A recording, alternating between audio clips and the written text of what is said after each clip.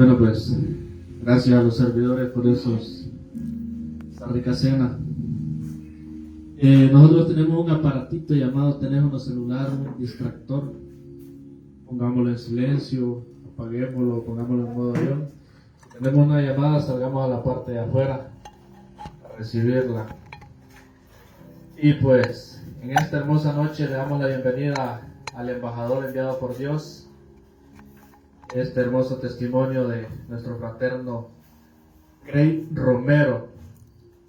Él tiene 45 años, su estado civil es casado, su profesión u oficio es comerciante, domicilio Marcala La Paz, capítulo al que pertenece, capítulo Prosperidad, cargo, membresía zonal, tiempo de pertenecer a la fraternidad 6 años, su número de teléfono para quien quiera un consejo, una oración es 9935-0899 y lo recibimos con un fuerte aplauso.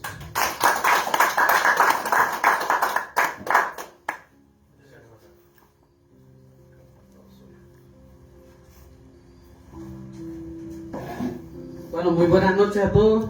Buenas noches. Créanme que para mí es un placer enorme estar con ustedes. Me voy a quitar esto porque... Calor. Bueno, como ya les dijo el moderador, mi nombre es Craig Romero, 45 años. Nací en esta ciudad de Marcala y ha sido una gran bendición para mí, ¿verdad? Nacer en Marcala, tierra a la que quiero mucho. Mi mamá, pues, una ama de casa, tenía su negocio, se enamoró de un militar, ya que el militar la embarazó, nací yo, no sin complicaciones, nací en el centro de salud. Ya le habían dicho un día antes a mi mamá que yo estaba muerto dentro del vientre de ella. Y ella no quería que yo naciera ese día porque al siguiente día ella cumplía años. Y quería que yo naciera el otro día, pues esperando más todavía. Los propósitos de Dios no son los de nosotros, pues. Entonces me vine un día antes del cumpleaños de ella. Una niñez bien bonita, la verdad. Yo parecía niño rico, pues, porque es cierto, nosotros teníamos las limitaciones en nuestra casa. No estrenaba zapatos a cada rato, no estrenaba ropa a cada rato, pero a mí no me hacían falta los frijolitos, todo lo que yo necesitaba. Y sobre todo había amor.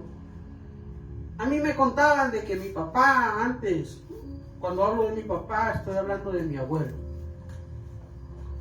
me contaban que antes era un alcohólico y que llegaba a la casa haciendo relajo y que esto y que el otro. Yo eso nunca lo viví.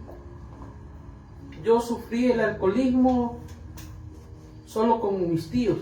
A mí me tocaba andar con mis tíos cuidándolos de cantina en cantina, de calle en calle, de rincón en rincón. Hasta hace poco incluso tocaba con algunos. Ahora yo cancelo todas esas cosas en el nombre de Jesús, no van a volver a suceder. Pues llego a la adolescencia, una adolescencia temprana, quiero decirles. Con 11 años yo entré al colegio y era buen estudiante,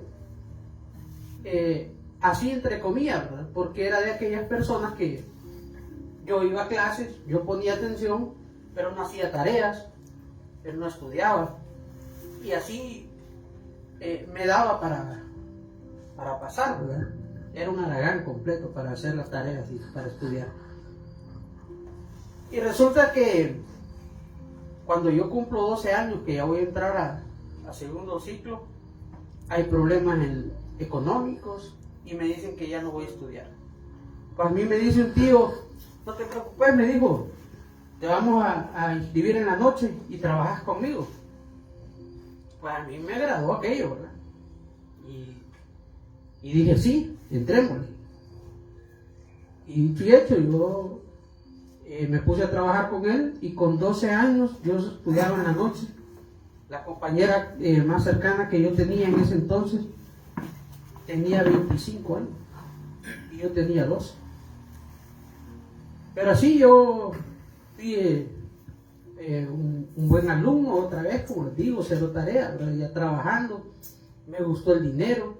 Con 13 años ingresé a trabajar a la cooperativa grande que había aquí en Marcán, la Comarca. Ahí se rumbeaba uno. No, ahí le volaba, y yo tenía 14 años. Era duro, pero le volamos, pues. Yo quería estudiar.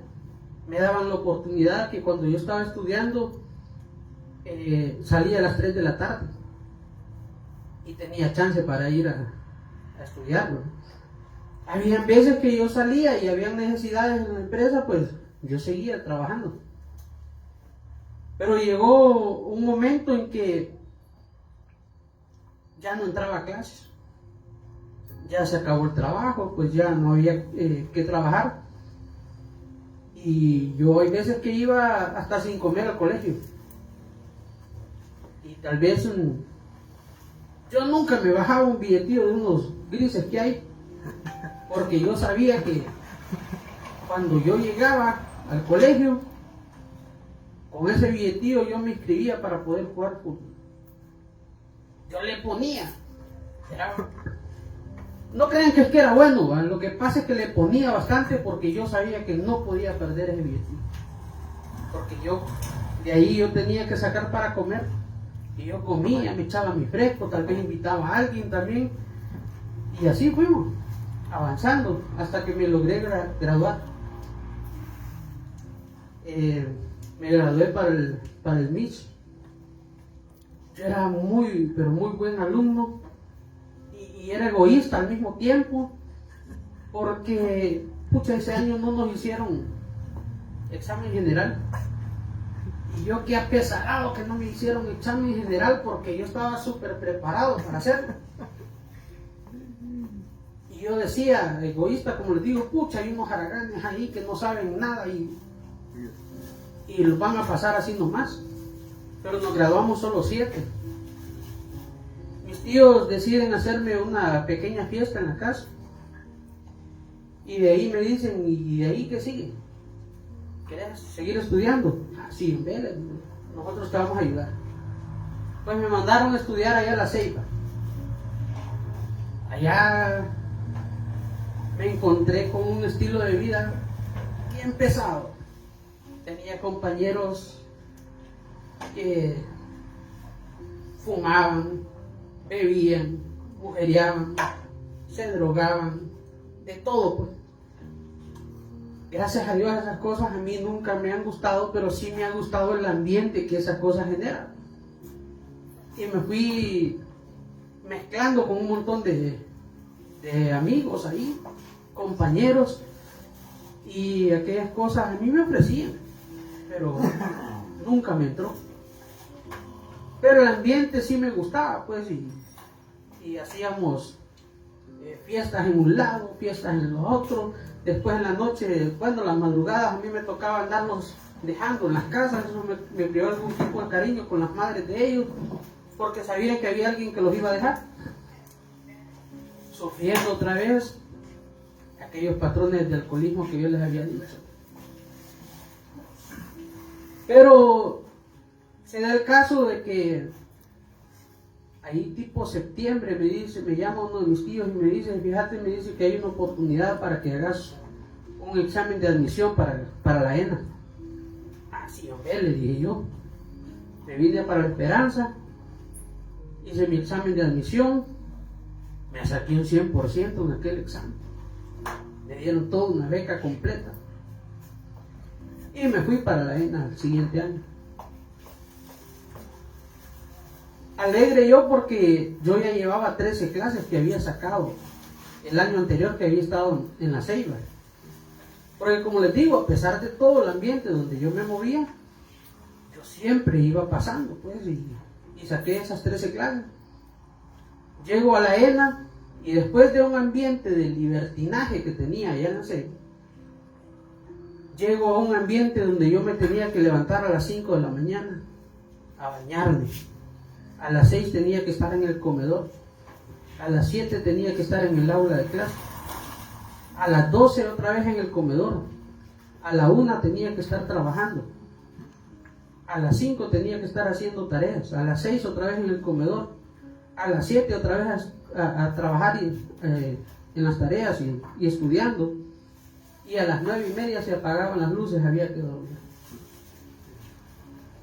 Pero me adapté a aquella cosa también y me gustó. Y empezamos y como les digo, como yo ya había sacado 13 clases y ahí el plan de estudios no se puede mover, yo decidí que aquellas 13 clases las iba a volver a cursar. Entonces tenía la ventaja de que cuando estaba haciendo exámenes, yo ya sabía prácticamente todo lo que nos estaban enseñando otra vez. Y en las clases me estaba retroalimentando. Pero se da la situación que llega el mes de abril, Semana Santa, y para marcarla. Cuando yo llego a Tegucigalpa me encuentro una noticia grave para mí. Mi papá está en el hospital. Un momento bien difícil porque la cuestión era grave. Pues yo llegué a aquel hospital y decidí quedarme ahí con mi papá. Aquella semana de Semana Santa que venía yo acá, se convirtieron en 15 días en el hospital.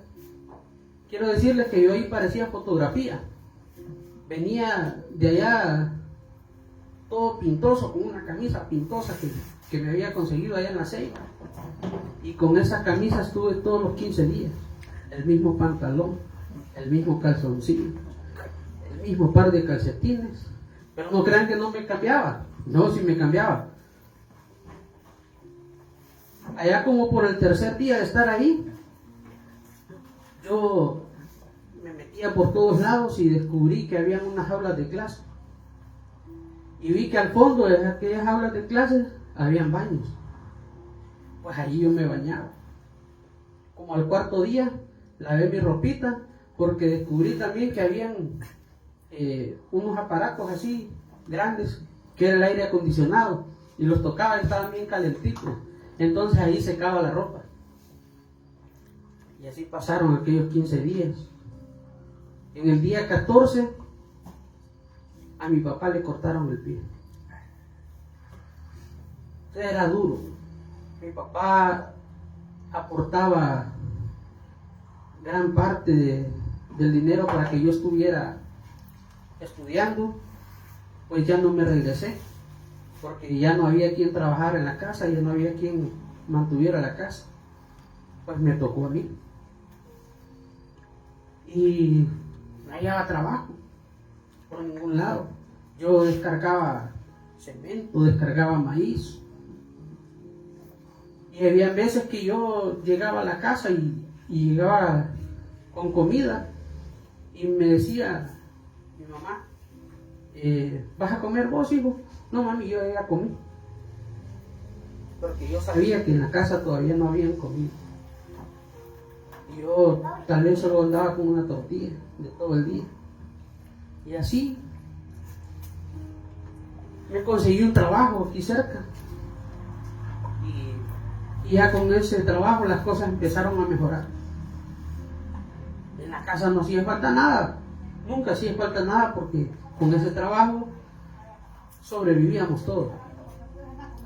Y entonces seguimos trabajando ahí. Cuando una vez, aquí abajito, tuve un accidente. Un perro se me atravesó. Pegué con la nuca del perro. El perro me quebró el pie. Le puse la pata a la moto porque no me caí. Le puse la pata a la moto y quebrado. Allá me llevaron para el centro de salud. De ahí me llevaron para el hospital de Comayagua. Llegando al hospital de Comayagua, dice una enfermera, ¿y qué le pasó? No, un accidente en una moto. Ah, pues lo primero que hay que hacer es curarle los raspones, dijo.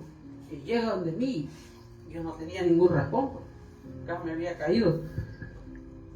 Y dice, bueno, Cipote, ¿cómo te pasó? Y ya le conté yo cómo pasó la cuestión. Y entonces espérate,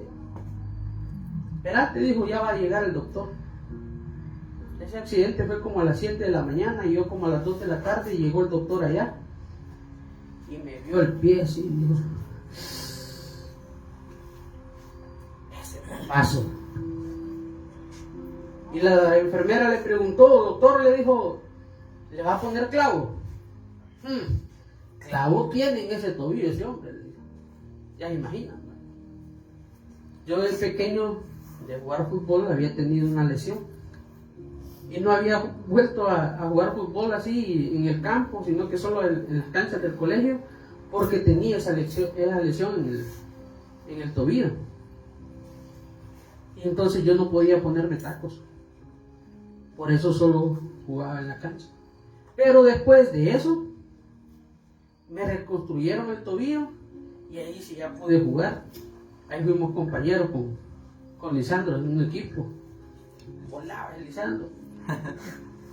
Y bueno, así trabajando otra vez. Quiero decirles que antes de ingresar a trabajar otra vez, el doctor después de la operación me dijo, mira, me dice, hicimos una buena operación. En 6 meses, me dice, vas a empezar a caminar.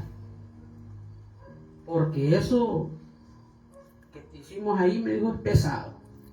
Así que en 6 meses vas a empezar a poner el pie. A los 2 meses yo llegué allá donde él y me quitó el yeso. Observó todo como estaba. Y como a mí no me habían costurado las heridas, sino que me habían grapado, andaban una brigada de médicos estadounidenses ahí, andaban en esas grapas, y con esas grapas me pusieron ahí 58 grapas, ya se imaginan, quebrado por un lado y el hueso del otro lado salido, pero el hueso del otro lado no estaba quebrado, porque producto de la lesión que yo había tenido en el tobillo, ese hueso salió entero para afuera. Y ahí miraba el hueso, yo lo tocaba incluso. Pero me reconstruyeron el tobillo y ya cuando se cumplieron los 6 meses que dijo el doctor que yo iba a empezar a caminar, yo estaba trabajando ya. Porque cuando yo iba en la ambulancia de aquí para allá, yo iba cantándole al Señor y le iba diciendo, al taller del maestro vengo. Y cuando el doctor me dijo, lo que te hicimos es pesado, yo le dije, el Señor fue el que hizo la operación y el Señor tiene planes para mí. A los 6 meses estaba trabajando ya. El Señor había compuesto todo y por eso pude volver a jugar, pude volver a trabajar. Ya no había aquella lesión en el tobillo. Y bueno, seguimos trabajando. Y uno de los amigos que tenía yo me dijo, ya no vas a comer tamales en Navidad. Y imagínate cómo andas con ese pie. Y al siguiente año, allá tipo septiembre, me vuelve a mirar, ya que ya estaba trabajando otra vez, y me dice, de aquí a diciembre andas otra vez con ese pie quebrado. De todos modos, le dije yo. Pero no fue el pie. Me operaron del apéndice. Pues, siguiente Navidad, 0 tamales otra vez. Y me vuelve a encontrar al siguiente año el mismo amigo. Y me dice, pucha, me dijo, vos solo para Navidad que querés estar fregando. Así es que, ¿cómo vas a hacer este año? Pues de todos modos, le dije yo. Ojo con eso, que la palabra de nosotros tiene poder. Yo estaba abriendo esa puerta. Y al año siguiente, otra vez en noviembre, otro accidente. Esta vez me agarró un carro así como de lado y me abrió la parte de aquí de enfrente y me pasó toda la piel así para el otro lado. No me quebró los huesos, pero se me miraba todo el hueso ahí entero, ¿sí? Otra vez tocando aquel hueso, ¿sí? Me recuperé otra vez otros 6 meses y volví a trabajar y me volví a encontrar a aquel amigo. Otra vez, me dice, imagínate, otra vez, otro diciembre vas a estar sin comer tamales, otra vez. No, le digo, en el nombre de Jesús, yo no vuelvo a visitar un hospital. De eso ya han pasado 26 años y yo no he vuelto a visitar un hospital, porque la palabra de nosotros tiene poder. Y resulta que en esos procesos de hospitales y todo, yo conozco una muchacha, porque me hago amigo de unos jóvenes de una iglesia, y ellos me visitaban todos los días, y por veces yo iba a la iglesia de ellos, y ahí me conocí una muchacha, me enamoré, me casé enamorado, tuvimos una hija preciosa, el amor de mi vida, digo yo, terrenalmente, ¿no? Y bueno, estábamos yendo a la iglesia, y aquella niña creciendo, y en la escuela, y en 4º grado, la niña empieza con unos dolores en la cabeza, fuertes dolores en la cabeza. Ella gritaba del dolor, ella no aguantaba, y cállense, y apaguen la luz, y no podía ver luz, y no podía ni siquiera escucharlo respirar a uno, porque ella sentía aquel enorme dolor. ¡Wow! Eso me partía el corazón, ¿no? Y para donde un médico, para donde el otro, y nadie le hallaba nada. Decidimos ir a una clínica con Mayagua. Hacen exámenes de una cosa, exámenes de otra, y estando ahí en esa clínica, antes de unos resultados, yo me quedé al Señor y le digo: Señor, yo te pido que sanes a mi hija. Si tú sanas a mi hija, Señor, yo te voy a servir. Y aquellos exámenes salieron negativos de absolutamente todo. La gente dice así como por arte de magia, pero no es así. Nosotros sabemos qué es lo que pasó. El Señor sanó a mi hija. Mi hija no volvió a padecer de absolutamente nada. Sana completamente. Pero aquel hombre cobarde no cumplió su promesa de servirle al Señor. Eso de la sanación de mi hija fue como en agosto. Después viene la feria aquí, en Marcala, y me vuelve a tocar el alcoholismo. ¿Cómo me vuelve a tocar? Me voy con una cuñada mía a vender cervezas al parque. Aquel que había prometido que le iba a servir al Señor, le estaba sirviendo al otro señor, porque eso es una maldición. Y eso provocó bastantes cosas personales, y principalmente en mi matrimonio. Mi matrimonio en octubre de ese año se deshizo totalmente. Y se deshizo totalmente, como les digo, no porque yo no haya querido a mi esposa, no porque yo le haya fallado, sino porque otra persona se metió ahí entre nosotros, metió cosas, metió cizañas, ella las creyó, ahora ella está acompañada con otra persona. Dice ahí que yo soy casado porque todavía no me he divorciado. Yo no creo en el divorcio. Sin embargo, estoy abierto a lo que el Señor me diga.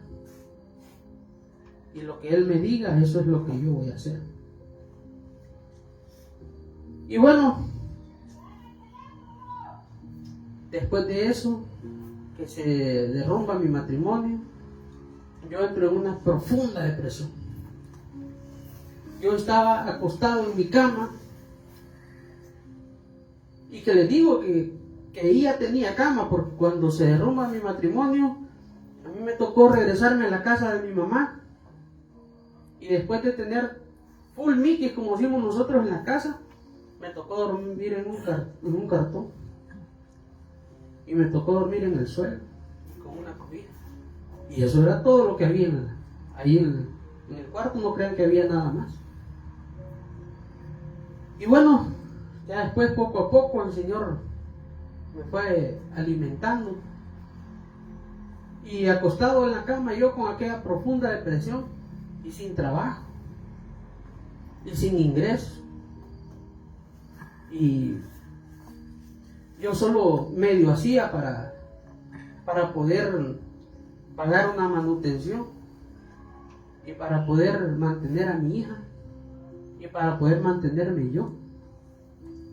Pero el Señor me tenía ahí en el hueco de su mano. Y entonces yo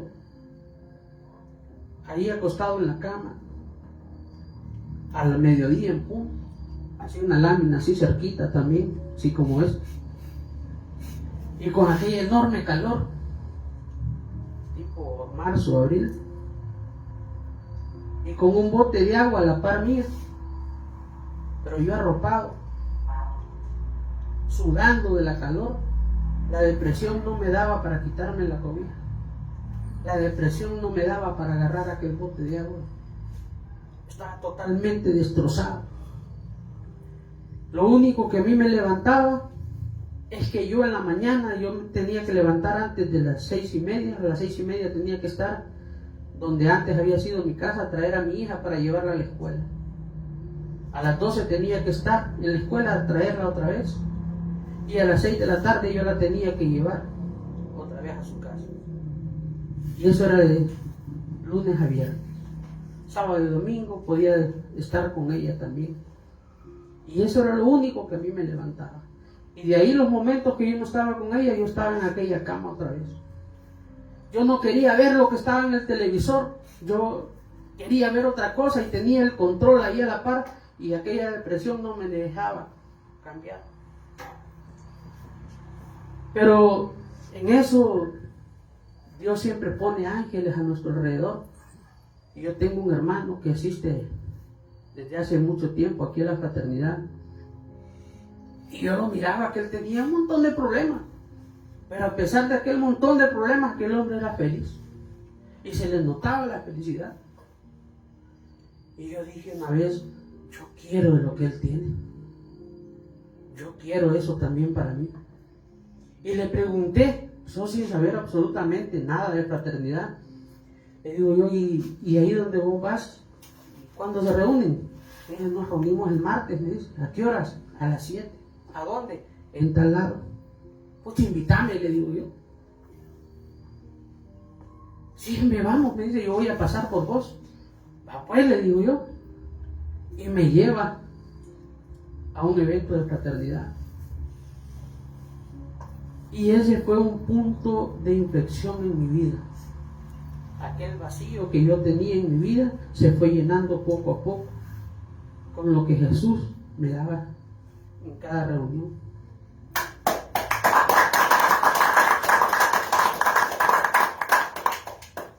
Y empecé a involucrarme, empecé a servir. Esa es una gran cosa, empezar a servir. No, ya cuando estamos sirviendo yo creo que ya es un poco más fácil, pero empezar a servir es bien difícil. Pero ese es el paso que nosotros necesitamos para hacer un cambio. Pues sirviendo, me dicen que tengo que ir a un Sahel. ¿Y qué es un Sahel? Medio me explicaron y dije, yo quiero ir. Allá nos encontramos con Lisandro otra vez en el Sahel. Yo cuando llegué al Sahel, yo no podía ponerme una camisa. Yo me estaba tomando 3 pastillas para poder medio dormir, porque tenía un fuerte dolor aquí en mi hombro que yo no podía levantar.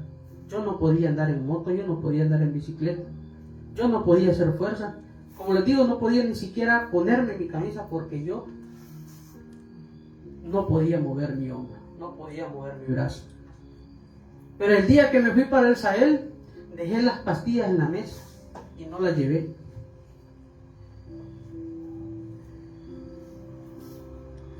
Un evento maravilloso, Sahel. Regresé de aquel Sahel y como el miércoles de esa siguiente semana, yo miro las pastillas en aquella mesa. Allí en el Sahel, el Señor me había hecho el milagro. A mí se me olvidó el dolor que tenía. Se me quitó totalmente el dolor que tenía. Ese milagro lo recibí ahí en ese Sahel. Y bueno, producto de las cosas que yo tenía en mi matrimonio, Una vez recibo una notificación de que yo tenía que pagar, eso fue un viernes, yo tenía que pagar el miércoles siguiente una fuerte cantidad de dinero, pero yo no tenía ingresos, mis ingresos eran mínimos y no me daba para pagar aquella cantidad de dinero. Pero yo llego, porque también aparte de servir en fraternidad, empecé a servir en mi iglesia, una iglesia que yo había conocido de joven, como les digo. Y bueno, un día estoy un domingo sirviendo desde la cabina de sonido de la iglesia y van a la recolección de ofrendas y yo solo andaba un billetito de clavo amarillo que nosotros tenemos y era todo lo que yo andaba. Y yo dije, no, y yo tengo que pagar el dinero el miércoles y me va a servir para ajustar algo. Pero no, yo llegué con aquel billetillo, lo puse ahí, Señor, tú sabes lo que vas a hacer. Yo no le pedí nada al Señor, solo le dije, Señor, tú sabes lo que vas a hacer. No habían pasado 5 minutos cuando yo recibí un mensaje en mi celular. Una de las jóvenes que yo había conocido antes, amiga, muy amiga mía, me dijo, mira, me dice, yo no sé mucho de esto, yo creo que vos sabés más que mí, pero necesito que me mandes tu número de cuenta. Pero yo precisamente por deudas había dejado de tener cuenta en el banco. Estaba un fraterno y miembro de la iglesia ahí en el banco y yo le pregunté, ¿y cómo puedo hacer para reactivar una cuenta? Y me dice, no, solo tiene que depositar. Pero yo no tenía dinero. Y el lunes ya me dijo la muchacha, mandame el número de cuenta. No tengo dinero. El martes conseguí dinero. Voy al banco, me recibió este hombre otra vez. Miren qué historia, ¿no? Y le digo yo, fíjense que quiero ver cómo está la cuestión con estas cuentas. Llevaba 2 libretas de 2 cuentas diferentes y me dijo, no, me dijo, eso ya no tiene nada. Ya había caducado. ¿Y cómo puedo hacer? No, hombre, abra otra, me dice. Aquí están todos sus datos, me dice, ya no necesita nada. Lo único que necesita es depositar. Abrámosla pues, ¿y cuánto se necesita? Tanto. Yo andaba más. Y entonces dije, bueno, voy a depositar otro poquito más, dije yo. Ya llegué, deposité, llegué donde él otra vez y le digo, vea que yo quiero utilizar la banca electrónica. Sí, me dice, esto es fácil, me dice, así. Ya mañana le va a caer un PIN, me dijo. Ah, bueno, dije yo. El miércoles yo no había mandado acá el número de cuenta y me volvió a decir la muchacha, mandame tu número de cuenta. Pues yo con miedo, con temor y con pena, lo mandé aquel número de cuenta. Al ratito una notificación en mi teléfono. Me había caído en el teléfono una notificación de que me habían depositado exactamente la misma cantidad que yo tenía que pagar ese día.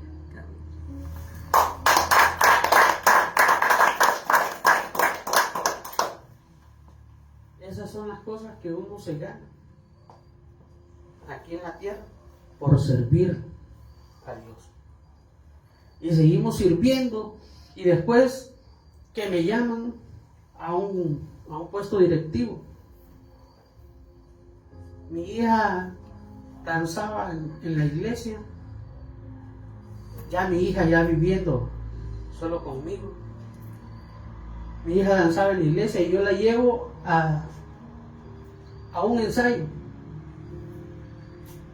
a donde vivía, o sea, donde la suegra del que ahora es director zonal.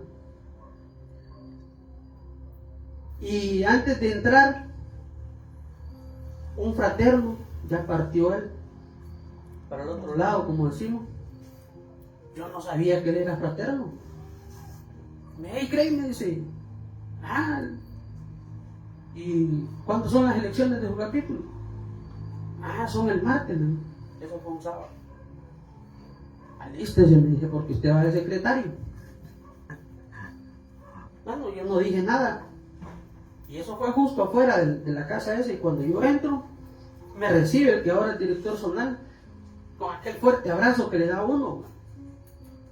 Y me dice, ¿y cuándo son las elecciones de su capítulo? El martes, le digo yo.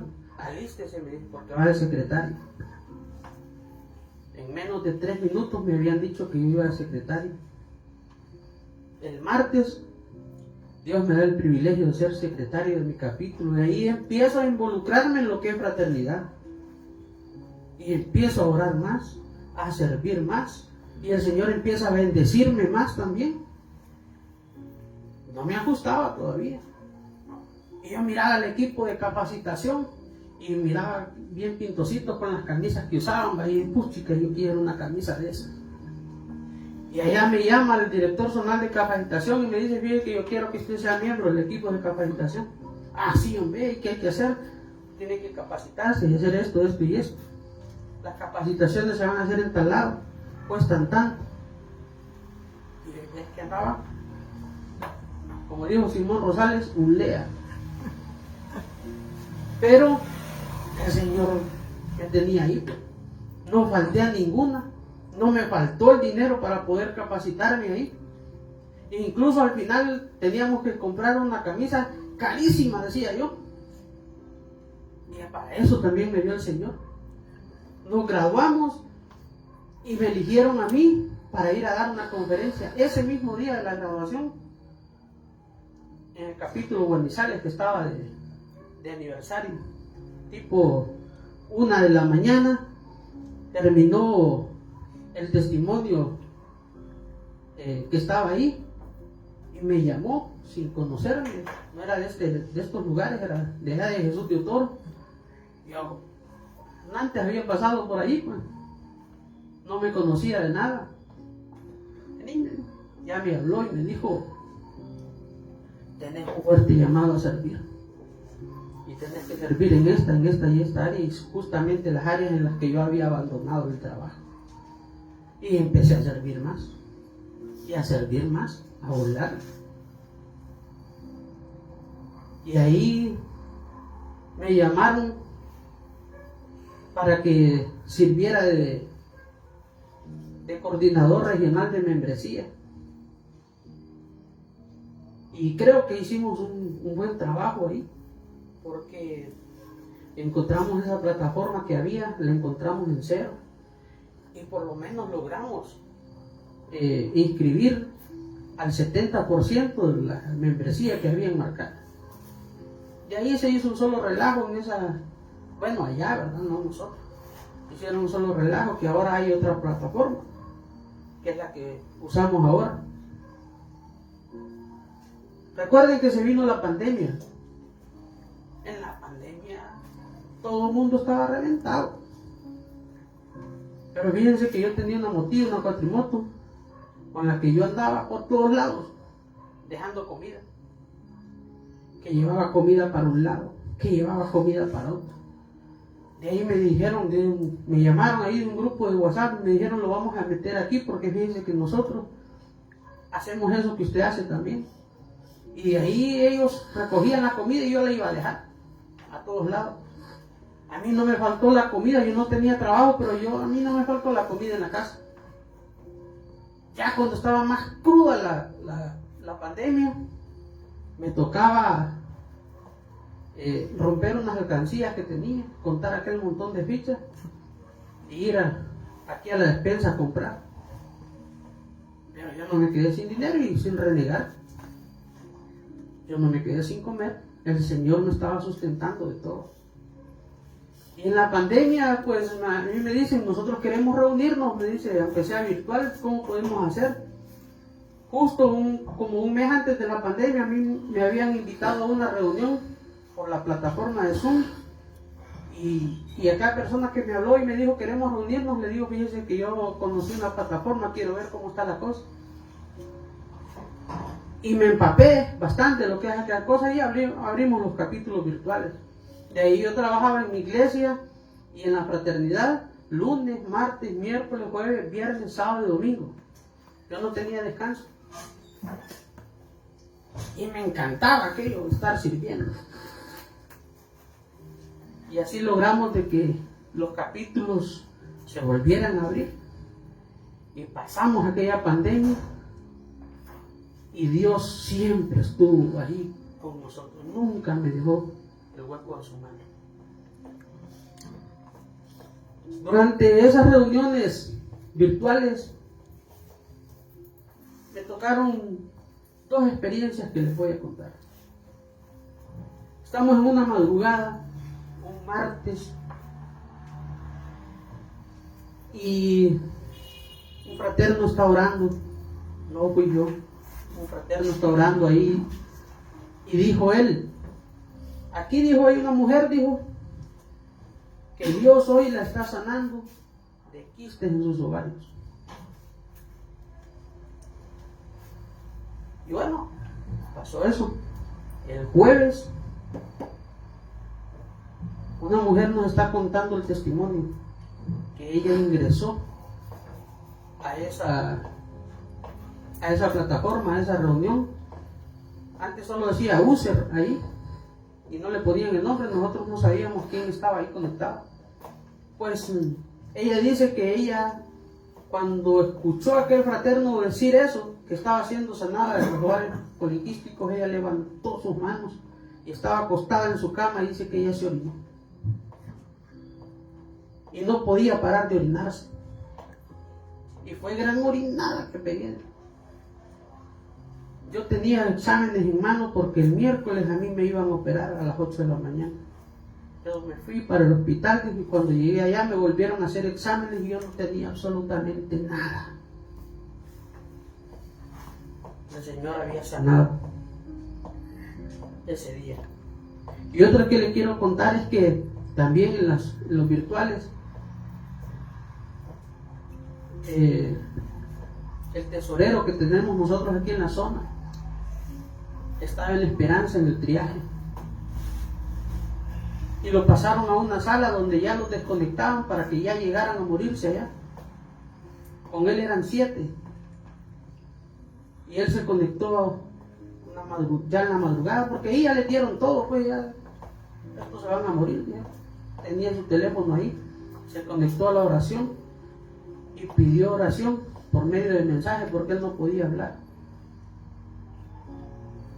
Y todas aquellas personas que estaban ahí escuchando la oración levantaron su mano, porque él nos enseñó así con su celular.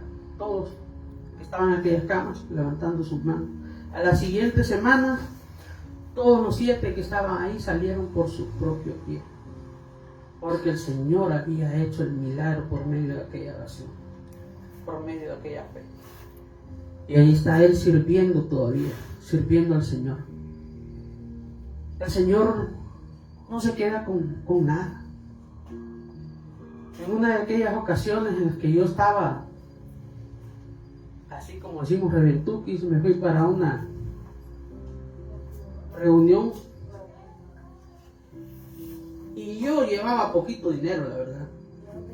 Yo tenía que partir aquel dinero que llevaba porque el siguiente día tenía que darle a mi hija para que fuera a la escuela. Y dije yo, Señor, el resto te lo voy a poner en el sobre. Esta es una gran herramienta. El que realmente siembra aquí, siembra en el reino de Dios. El Señor no se queda con nada. Pues al igual que aquella ocasión, yo decidí llegar al capítulo y dije yo, bueno, voy a apartar el dinero que le voy a dar a mi hija y lo demás lo voy a poner en el sobre. No voy a comer. Tranquilo, dije yo. Llego y lo primero que me preguntan es, ¿va a comer? No, le digo yo. No, hombre, denle, yo voy a invitar, dijo uno. Wow, dije yo, ¿cómo es el Señor? Aquello me motivó a que yo todo aquel dinero que andaba lo pusiera en el sobre. Dije yo, me va a disculpar mi hija. Pero cuando yo llegué a mi casa, yo llevaba más de 20 veces de lo que había puesto en el sobre, porque el Señor también había respondido. Y pude llevar con ese dinero provisión a mi casa, en plena pandemia. Tremendo que el Señor no se queda con nada. Mi mamá, mi abuela, pues, yo siempre creí que mi abuela, yo le digo mamá, yo creí que mi abuela se iba a morir antes que mi abuela. bueno que mi papá. Pero ya pasaron 23 años y ahí sigue como un roble. Mi mamá pasaba bien enferma. Y una vez pasando por la casa, uno de los jóvenes con los que yo andaba me dijo, ¿crees? Me dijo, ¿y su mamá? Le digo yo, vieras que está bien enfermo. Pero en el nombre de Jesús mi mamá es sana. De aquellas enfermedades que mi mamá la tenían en cama meses. Ya no sabemos nada de esa enfermedad. Por medio de esa convicción, no por mí, por la gracia de Él, mi mamá fue sana. Ese mismo día. Y mi mamá no volvió a padecer esa enfermedad. Tal vez algunos pequeños achaques que nos dan a nosotros mismos, que gripe, que esto y que el otro. Pero mi mamá es sana. 93 años acaba de cumplir ahorita en junio. Una bendición completa. El que honra a padre y a madre, le viene gran bendición. Esas son las cosas que nosotros nos ganamos por servir en esta fraternidad. Hay muchas otras cosas que yo quisiera contarles, pero el tiempo ya se nos acabó.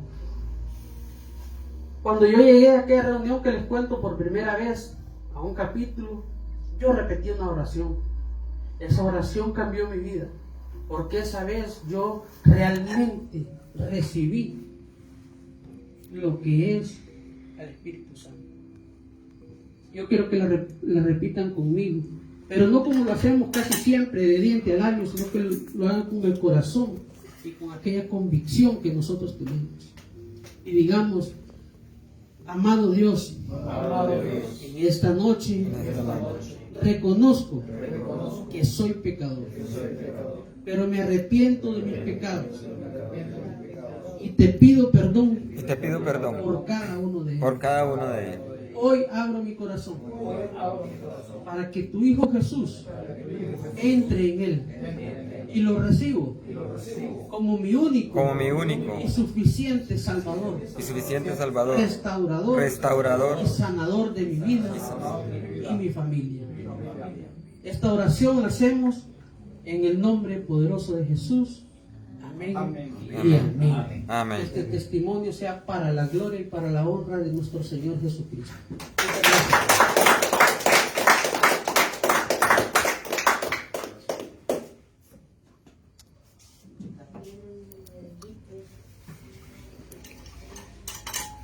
Bueno, pues, y escuchamos ese hermoso testimonio fraterno Cray.